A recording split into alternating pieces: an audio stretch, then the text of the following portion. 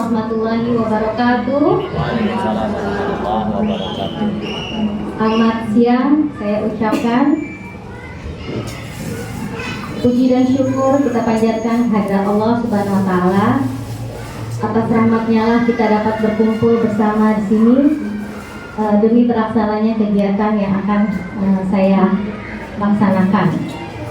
Yang saya hormati Ibu Kepala Sekolah, Ibu Sri Rumiati. Yang saya hormati Bapak Wakil Kepala Sekolah, Bapak Safrudin dan juga Bapak Sudiarto. Yang saya hormati dan saya banggakan juga rekan-rekan Bapak dan Ibu guru semua, karyawan serta tendik yang saya cintai.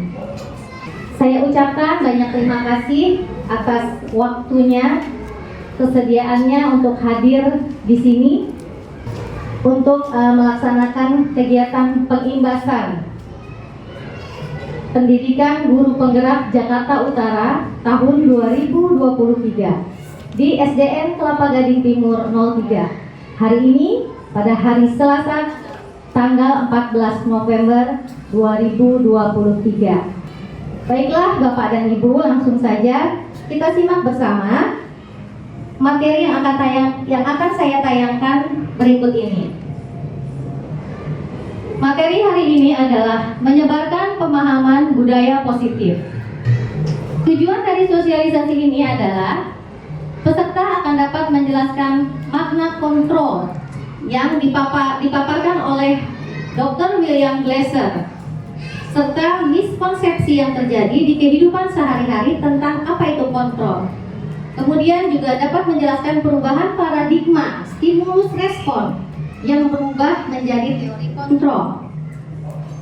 Tujuan yang kedua adalah peserta dapat menjelaskan makna dari disiplin positif dan mengamati penerapan di lingkungannya serta kaitan teori kontrol dengan 3 motivasi perilaku manusia.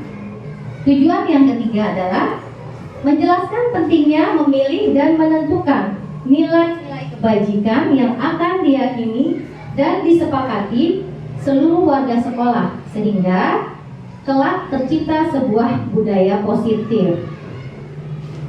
Di dalamnya akan ada beberapa materi, yaitu tentang disiplin positif serta nilai-nilai kebajikan universal. Kemudian ada teori motivasi tentang hukuman dan penghargaan atau yang kita kenal dengan punish and reward. Kemudian keyakinan kelas dan simulasi keyakinan kelas.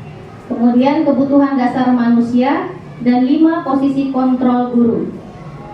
Dan yang terakhir adalah segitiga restitusi dan simulasi segitiga restitusi. Pada materi yang pertama, perwujudan budaya positif di sekolah. Apa itu budaya positif di sekolah? Budaya positif di sekolah adalah perwujudan dari nilai-nilai atau keyakinan universal yang diejawantahkan ke dalam kebiasaan sehari-hari di lingkungan sekolah sehingga akan terbentuk suatu lingkungan positif yang aman dan nyaman untuk bertumbuh. Nah, di dalam budaya positif ini ada konsep intinya, yaitu yang pertama perubahan tentang paradigma belajar yang tadi sudah disinggung di awal, yaitu paradigma tentang punish and reward yang selama ini kita laksanakan menjadi teori kontrol. Kemudian ada yang namanya disiplin positif. Nanti akan dijelaskan lebih lanjut yang berkaitan dengan nilai-nilai kebajikan, kebutuhan dasar manusia, motivasi, posisi kontrol, keyakinan kelas, dan yang terakhir segitiga restitusi. Nah, ini adalah penjelasan tentang perubahan paradigma. Pelajaran dengan paradigma baru merupakan pembelajaran yang dirancang berdasarkan prinsip pembelajaran berdiferensiasi, sehingga peserta didik belajar sesuai kebutuhannya berdasarkan tahap perkembangan sesuai teori psikologi modern untuk mewujudkan profil pelajar Pancasila. Hal ini tentunya sejalan dengan kurikulum yang sedang kita laksanakan sekarang, yaitu kurikulum Merdeka.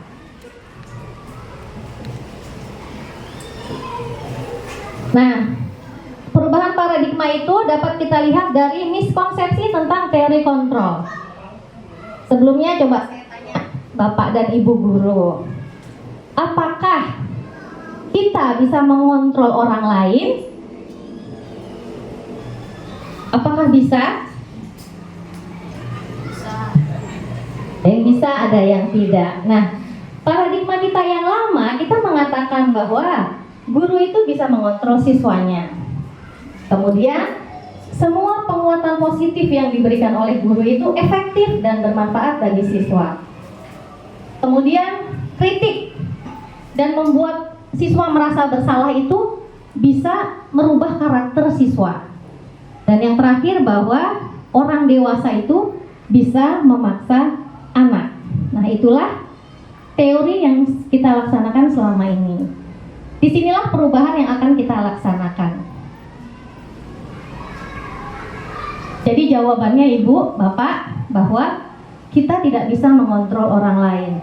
Orang lainlah atau diri sendiri yang bisa mengontrol diri kita sendiri. Nah, ini adalah tabel tentang perubahan paradigma yang terjadi. Yang di sebelah kanan Bapak dan Ibu ini adalah paradigma yang lama tentang stimulus respon. Yang di sebelah kanan Bapak dan Ibu itu adalah paradigma baru tentang teori kontrol.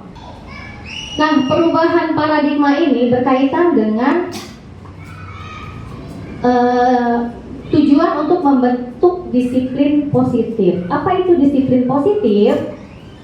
Disiplin positif adalah pendekatan dalam rangka mengelola perilaku individu, terutama anak-anak, dengan mengedepankan pemahaman, empati, dan komunikasi yang baik. Pendekatan ini berfokus pada memberikan pengarahan, panduan, dan konsekuensi yang sehat untuk mengajarkan individu tentang tanggung jawab dan akibat dari tindakan mereka. Hal ini terkait dengan teori tadi Bapak dan Ibu. Nah, yang teori kontrol ini. Apa pentingnya disiplin positif bagi sekolah? Dalam hal ini kita sebagai pendidik, tentunya yang pertama adalah pembelajaran akan menjadi lebih efektif karena disiplin positif ini cenderung lebih terbuka untuk belajar. Kemudian yang kedua, mengembangkan empati. Di sini peserta didik diajarkan untuk memahami perasaan orang lain. Kemudian pembentukan karakter yang kuat, yaitu dengan mengajarkan nilai-nilai seperti tanggung jawab, kerjasama, dan rasa hormat kepada orang lain. Kemudian yang terakhir adalah pencegahan perilaku negatif di diri siswa. Dari pentingnya disiplin positif ini, tujuan utamanya adalah menanamkan motivasi pada siswa-siswa kita, yaitu untuk menjadi orang yang mereka inginkan dan menghargai diri sendiri dengan nilai-nilai yang mereka percaya. Yang tadi sudah dibahas di teori kontrol, bahwa diri mereka lah yang bisa mengontrol diri mereka sendiri. Jadi tujuan utamanya adalah untuk memberikan motivasi intrinsik dalam diri siswa, bahwa mereka itu mempunyai motivasi yang berasal dari dirinya sendiri dengan tujuan menghargai diri sendiri, tentunya dengan nilai-nilai yang mereka percaya. Nah, terkait dengan nilai-nilai ini, nah, di teori kontrol ini ada yang namanya nilai-nilai kebajikan atau nilai yang disepakati bersama, terlepas dari nilai-nilai agama, suku bangsa, bahasa, maupun latar belakang siswanya. Contohnya adalah di dalam profil pelajar Pancasila itu ada nilai-nilai beriman atau bertakwa kepada Tuhan Yang Maha Esa, berakhlak mulia, berkebinekaan global, gotong royong, mandiri, kreatif, dan bernalar kritis. Nah, ini adalah nilai-nilai kebajikan yang ada dalam kurikulum Pancasila. Nilai-nilai kebajikan ini terkait dengan kebutuhan dasar manusia. Seperti yang kita tahu, apa itu kebutuhan dasar manusia adalah sesuatu yang kita lakukan untuk mendapatkan apa yang kita inginkan, atau usaha terbaik yang kita lakukan dalam rangka agar kebutuhan dasar kita terpenuhi. Apa saja kebutuhan dasar manusia, Bapak dan Ibu?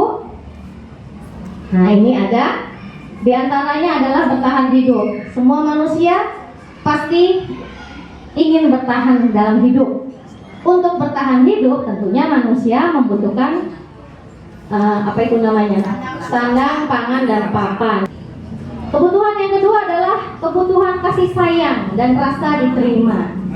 Ya, rasa diterima, dipedulikan oleh orang lain, kemudian diajak bekerja sama dan menjadi bagian dalam kelompok.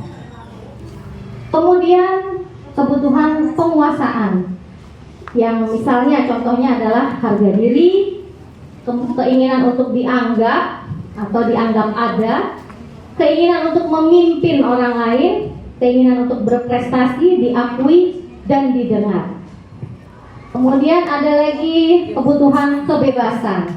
Tidak ada manusia yang hidupnya ingin dikekang. Tentunya semua manusia ingin adanya kebebasan.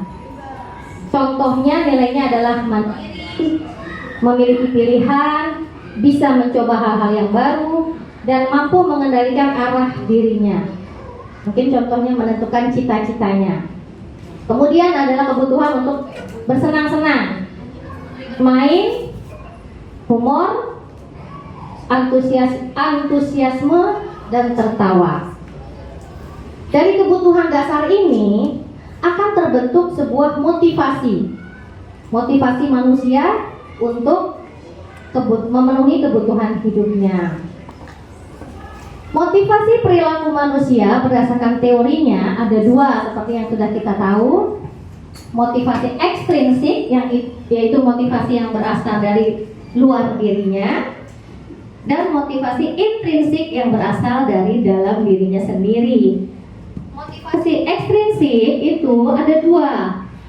Yang pertama, bertujuan untuk menghindari ketidaknyamanan atau menghindari hukuman. Contohnya kalau pada siswa berbuat sesuatu, motivasinya adalah dia tidak mau dihukum, nggak mau kena hukum, jadi dia melakukan apa yang diperintahkan. Yang kedua adalah motivasi supaya dia mendapat imbalan atau penghargaan dari orang lain. Kalau di siswa juga kita bisa melihat contohnya, kalau ada anak yang bisa menjawab pertanyaan dengan benar, mendapatkan hadiah misalnya, seperti itu. Nah, kalau motivasi intrinsik itu tujuannya adalah mereka melakukan sesuatu yang diinginkan demi menghargai diri sendiri dengan nilai-nilai yang dia percaya. Misalnya, saat upacara dia mengikuti dengan hikmat, bukan karena takut dihukum atau bukan karena ingin mendapat imbalan, tapi memang di dalam diri dia sudah tertanam nilai disiplin, misalnya seperti itu. Bapak Ibu, terkait dengan disiplin, pernahkah Bapak Ibu memberikan hukuman atau penghargaan kepada peserta didik? Pernah nggak Bapak Ibu? Pernah, tentunya saya juga pernah. Baik itu hukuman maupun penghargaan. Nah, Bapak Ibu, seperti yang kita tahu, kalau penghargaan itu kan bisa berupa barang atau bisa berupa kata-kata pujian, ya kan ya? Nah, kalau hukuman itu yang bagaimana Bapak Ibu? Disentil misalnya, betul? Berdiri di depan kelas, lari lapangan dan sebagainya, atau menulis 50 misalnya gitu. Nah, kalau yang satu lagi nih Ibu, konsekuensi Bapak dan Ibu. Kalau konsekuensi yang seperti apa? Apakah sama dengan hukuman? Tidak. Kalau konsekuensi apa? Sebab dan suatu akibat. Contohnya Pak Hamdan. Keren nih. Kita ingin menjadi orang pintar, ya konsekuensinya harus rajin belajar. Betul. Kalau kita mau pintar, ya harus rajin belajar. Itu konsekuensi, beda dengan hukuman. Berarti perbedaannya di mana itu? Apa bedanya hukuman dan konsekuensi? Kalau hukuman itu dari orang yang berkuasa kepada yang di bawahnya gitu kan, dan memaksa ke siswa misalnya. Ya, guru ke siswa misalnya, tanpa adanya persetujuan di awal. Jadi tiba-tiba dia berbuat salah, tiba-tiba, oke, karena kamu sudah menyontek, maka ulangan kamu 0 misalnya. Itu hukum. Tidak ada kesepakatan di awal. Tapi kalau konsekuensi sudah ada kesepakatan di awal. Nanti sudah ada apa tuh kalau di kelas kita tuh aturan kelas. Ya, misalkan kalau tidak ikut piket, nanti piketnya double 2 hari misalnya. Itu si siswanya sudah tahu, maka ketika dia melakukan kesalahan, dia sudah tahu konsekuensinya apa. Betul. Nah, kedua disiplin ini, hukuman dan penghargaan ini adalah termasuk teori yang lama yang sekarang dipatahkan oleh teori yang baru, yaitu konsekuensi. Tapi nanti setelah konsekuensi itu ada lagi teori yang lebih terbaik untuk menyelesaikan suatu masalah. Nah, ini Bapak Ibu, kenapa sih penghargaan itu dianggap sudah tidak relevan lagi? Karena ada teori dari Alfikon mengatakan bahwa saat kita berulang kali menjanjikan hadiah kepada anak-anak agar berperilaku bertanggung jawab, atau kepada seorang murid agar mempelajari sesuatu yang baru, atau kepada seorang karyawan agar melakukan pekerjaan yang berkualitas, itu artinya kita sedang berasumsi bahwa mereka tidak dapat melakukannya atau mereka tidak akan memilih untuk melakukannya. Jadi itu teori yang dikatakan. Penghargaan maupun hukuman adalah cara-cara mengontrol perilaku seseorang yang menghancurkan potensi untuk pembelajaran yang sesungguhnya. Jadi inilah paradigma yang ingin kita ubah Bapak dan Ibu, bahwa punishment, reward itu ternyata adalah perilaku mengontrol orang lain, dan itu tidak baik. Karena apa? Karena itu justru akan menghancurkan potensi yang ada di dalam diri orang tersebut. Nah, ini tadi yang sudah dijawab secara singkat, perbedaan antara konsekuensi dan hukuman. Kalau hukuman itu tidak terencana, murid tidak tahu apa yang akan terjadi dan tidak dilibatkan dalam memutuskan suatu hukuman apa yang akan dilakukan. Kemudian hukuman bersifat satu arah dari pihak guru yang memberikan dan murid yang menerima.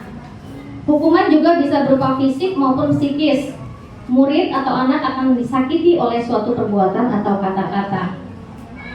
Kalau konsekuensi tadi sudah dikatakan bahwa terencana atau sudah disepakati sebelumnya. Kemudian dalam penerapannya, murid itu tetap dibuat tidak nyaman, tapi dalam jangka waktu pendek. Kalau hukuman seperti misalnya kita mengucapkan kata-kata yang tidak baik kepada anak, itu kan efeknya jangka lama.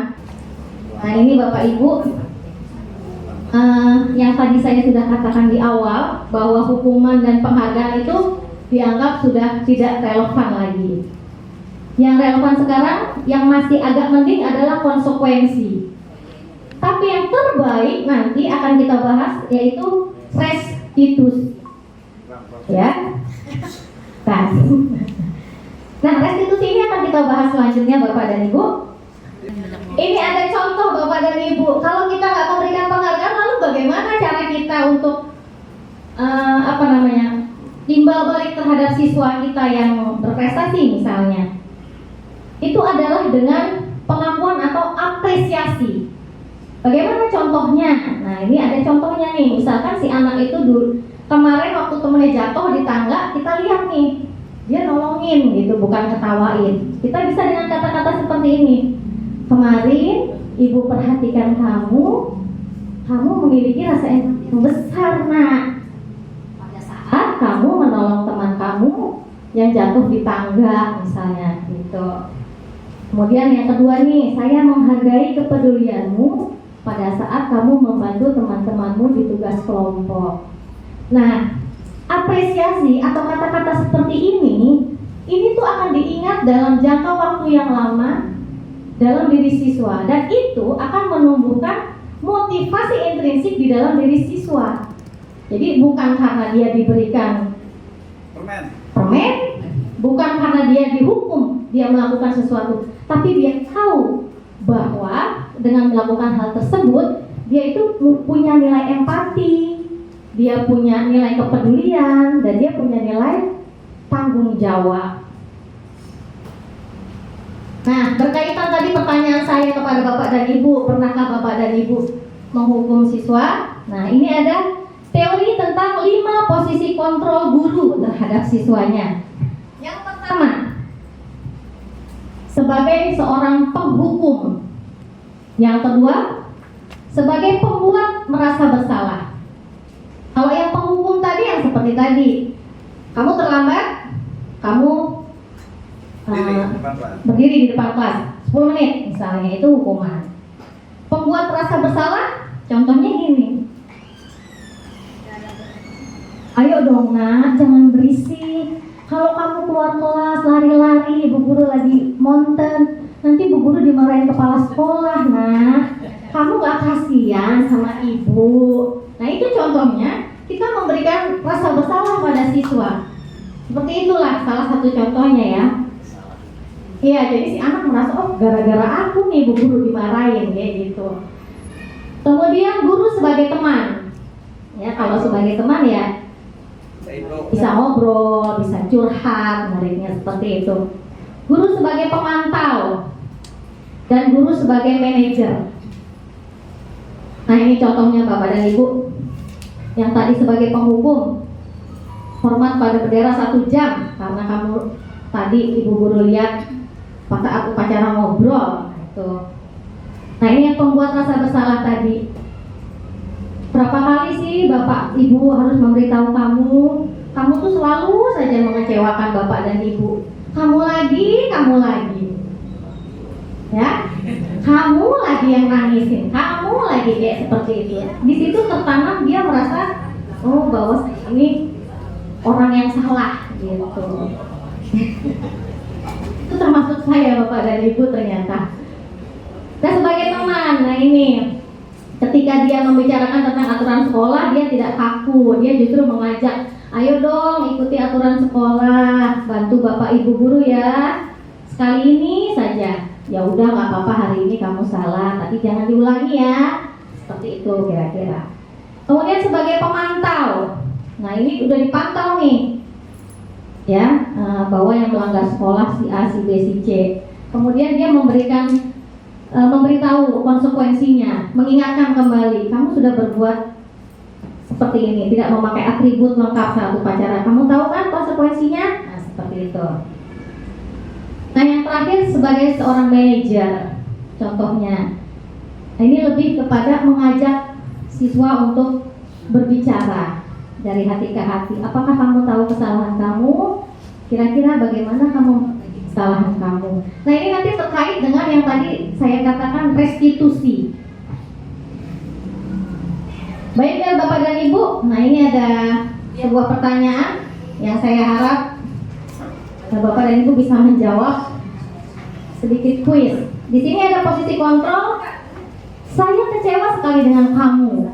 Nah, itu kira-kira Bapak dan Ibu ada di posisi kontrol yang mana? Apakah sebagai teman, sebagai manajer, pembuat rasa bersalah, penghukum? Kira-kira yang mana Bapak dan Ibu? Saya kecewa sekali dengan kamu. Ya Pak? Rasa bersalah. Betul, pembuat rasa bersalah. Kita membuat siswa merasa bersalah dengan kesalahan yang sudah dia buat. Baik Bapak dan Ibu, ini adalah bentuk-bentuk program kebijakan atau apresiasi yang sebelumnya sudah dibahas juga, memberikan pengakuan secara khusus, pengakuan secara pribadi. Secara khusus itu berarti dia spesifik dikatakan tadi, dia sudah punya nilai apa gitu ya. Saya bangga kamu sudah mulai mempunyai tanggung jawab, itu spesifik. Ya, kemudian secara pribadi dipanggil gitu. Kemudian pengakuan kepada semua siswa secara bergantian, secara klasikal artinya.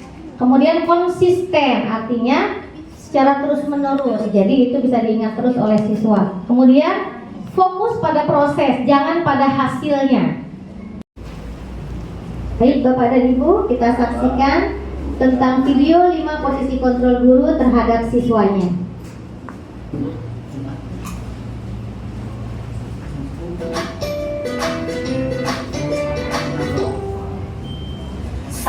berbahagia Ibu dan Bapak guru hebat dalam penerapan disiplin positif restitusi.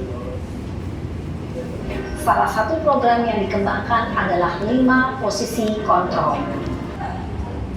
Nah, Bapak Ibu, demikian tadi video 5 posisi kontrol guru terhadap siswanya. Bahwa posisi kontrol yang paling ideal adalah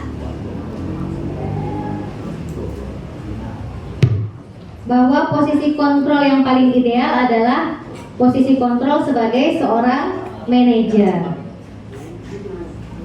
Nah, Bapak dan Ibu, untuk bisa melaksanakan posisi kontrol tersebut, ada keyakinan kelas.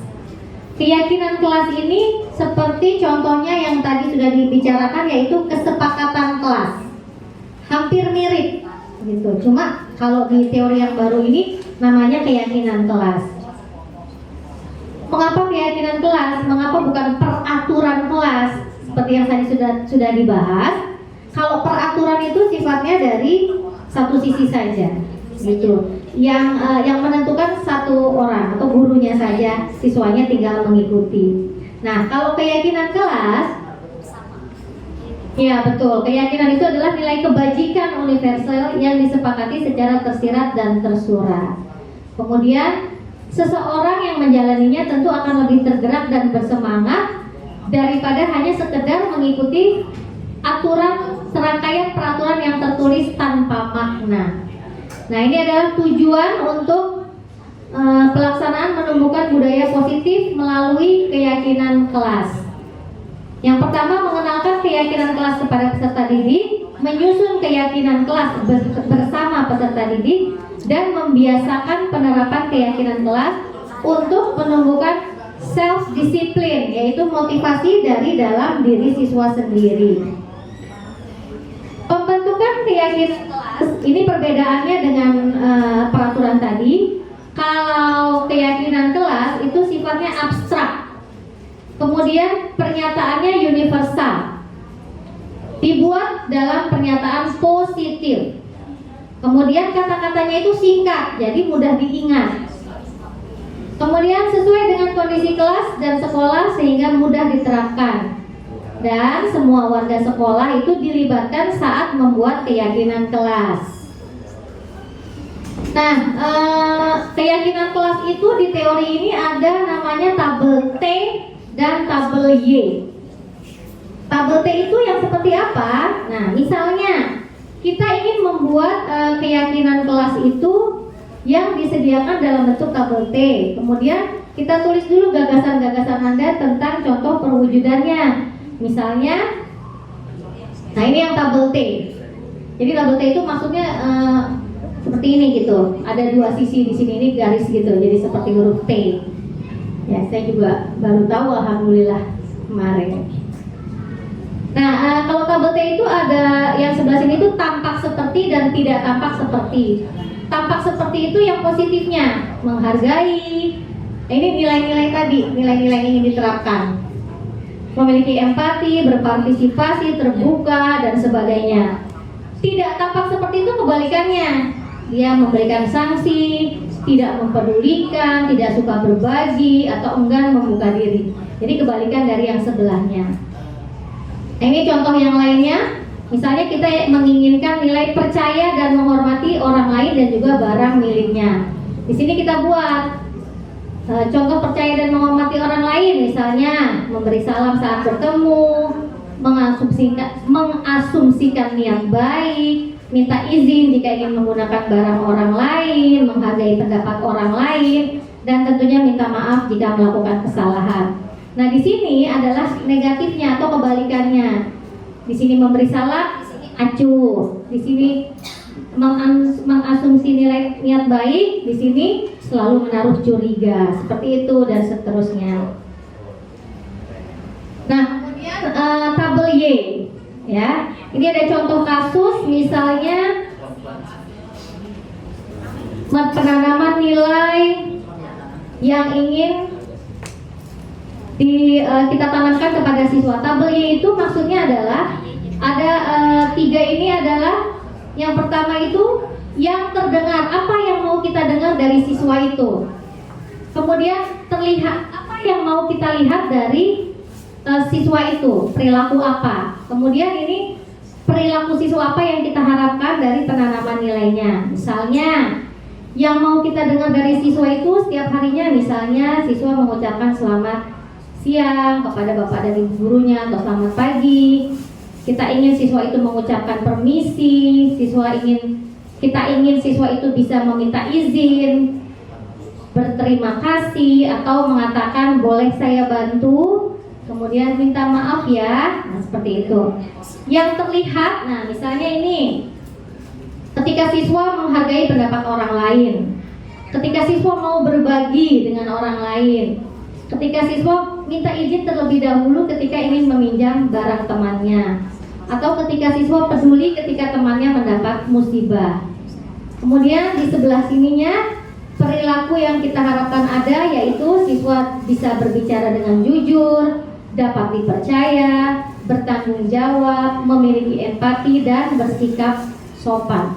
Hal ini saling terkait satu sama lainnya. Ini dinamakan dengan tabel Y. Nah, ini adalah salah satu contoh pelaksanaan penanaman nilai-nilai kebajikan di dalam kelas. Semua siswa dilibatkan menggunakan apa ini namanya? Post-it gitu yang berwarna-warni untuk siswa menempelkan di papan tulis. Nah, ini contoh-contoh dari keyakinan kelas. Nah, kata-katanya singkat, mudah diingat. Tidak seperti peraturan sekolah, misalnya kalau di sini peduli dengan teman. Kalau di peraturan mungkin kata-katanya lebih panjang. Jika ada teman yang sedang kesulitan, kita harus bantu. Nah, kalau di keyakinan kelas tidak seperti itu. Kata-katanya lebih singkat, padat, dan jelas. Kemudian saling membantu, komitmen terhadap setiap tugas, menghormati dan menghargai orang lain, melakukan yang terbaik. Ini adalah contoh-contoh keyakinan kelas yang bisa dibuat di kelas Bapak dan Ibu masing-masing. Nah, kita masuk kepada apa itu restitusi yang tadi sudah kita singgung sebelumnya. Restitusi adalah suatu proses dialog yang dijalankan oleh guru agar dapat menghasilkan murid yang mandiri dan bertanggung jawab. Ini adalah gambar segitiga restitusi. Tahap-tahapnya ada 3, yaitu menstabilkan identitas. Yang kedua, validasi tindakan yang salah. Kemudian yang ketiga, menanyakan keyakinan.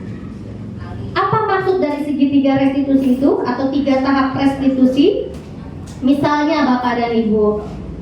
Nah, ini terkait dengan ketika siswa itu berbuat suatu kesalahan atau melanggar aturan. Jadi penanganannya dengan segitiga restitusi. Tadi yang pertama adalah kita harus bisa menstabilkan identitas siswa tersebut. Ini berdasarkan prinsip bahwa membuat kesalahan itu adalah bagian dari proses pembelajaran. Jadi kita harus meyakini ini dulu.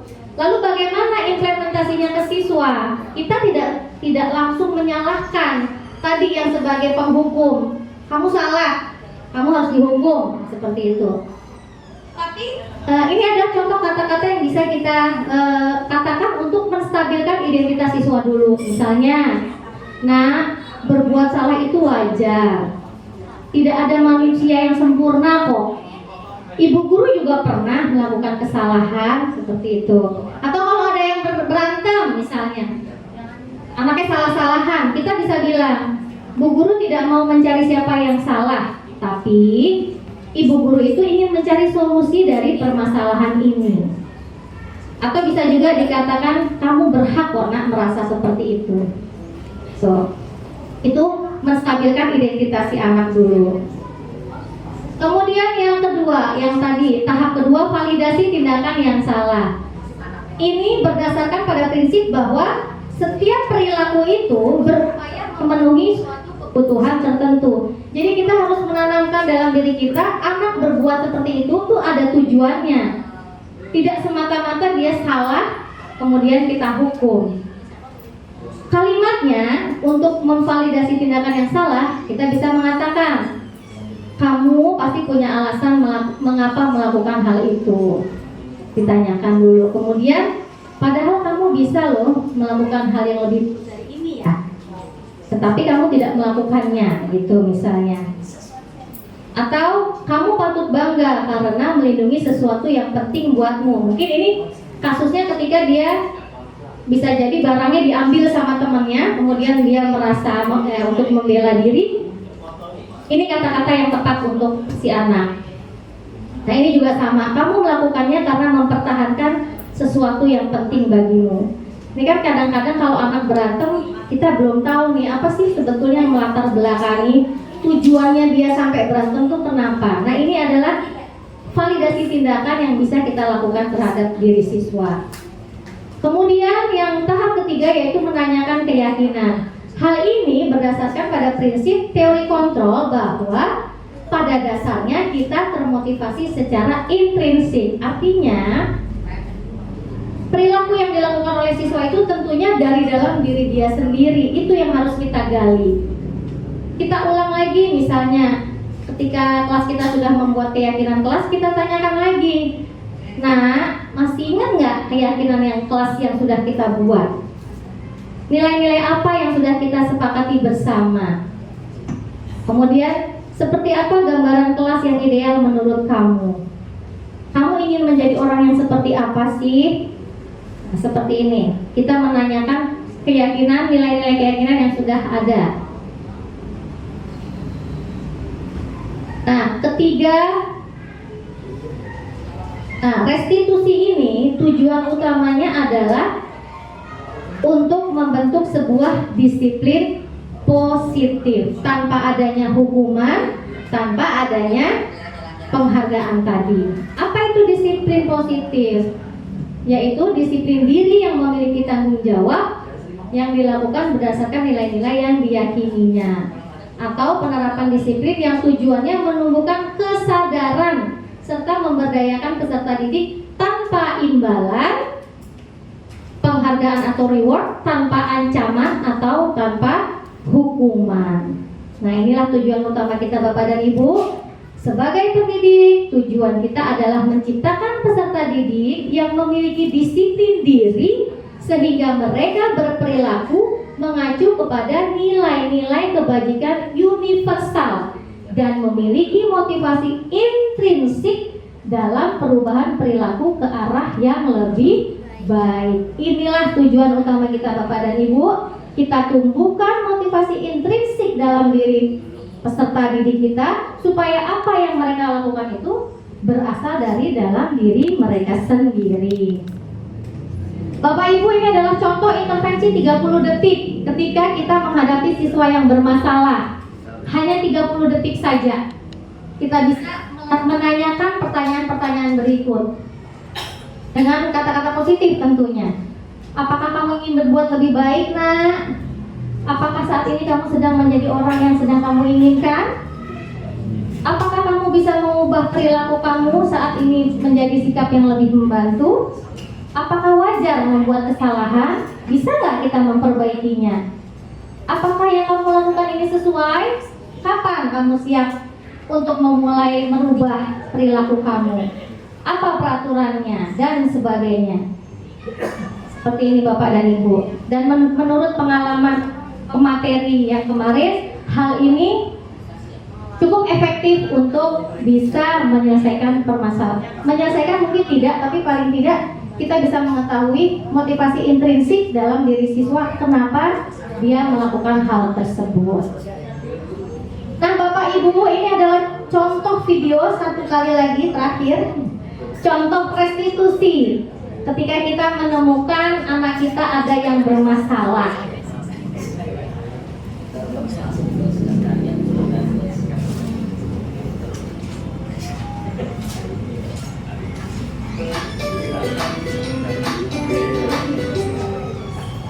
Salam dan bahagia Ibu dan Bapak Guru hebat.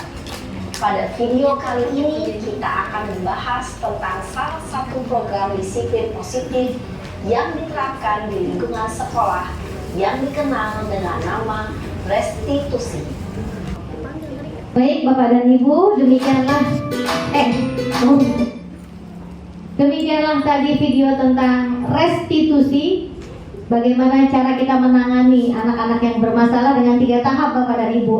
Apa saja tadi masih ingat Pak?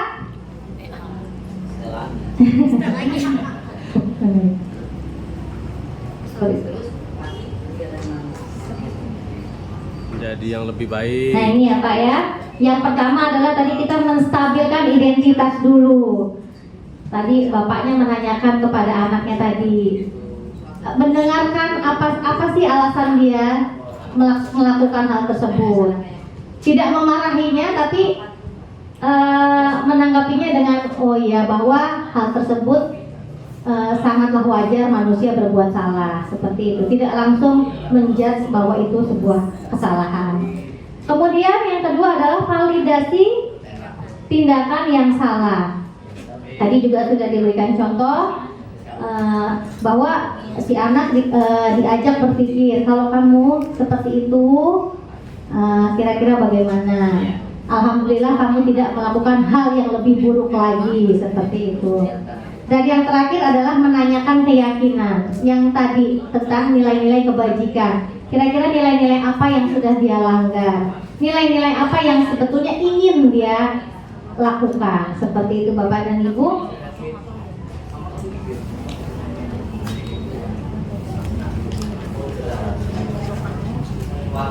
Baik Bapak dan Ibu, sampai di sini materi yang saya berikan. Materi ini Bapak dan Ibu sebagai informasi, ini adalah materi bagi pendidikan guru penggerak se-Jakarta Utara.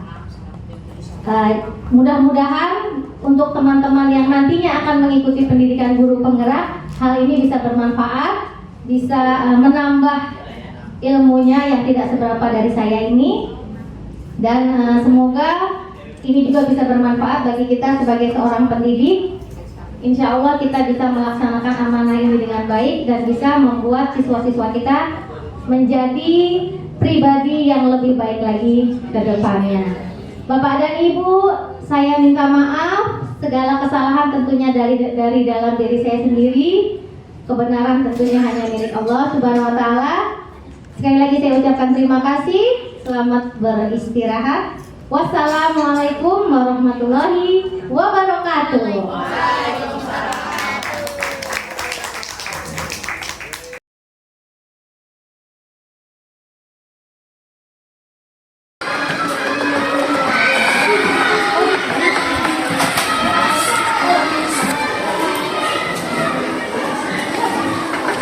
Ada lagi?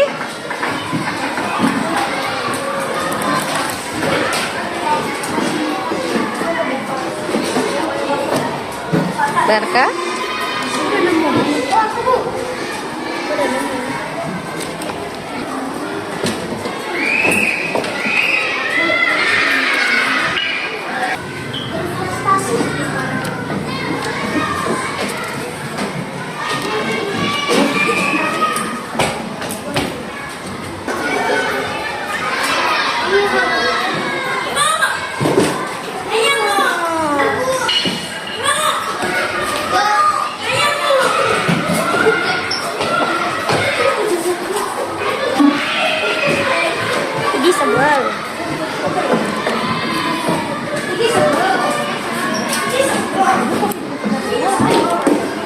Ya, terus.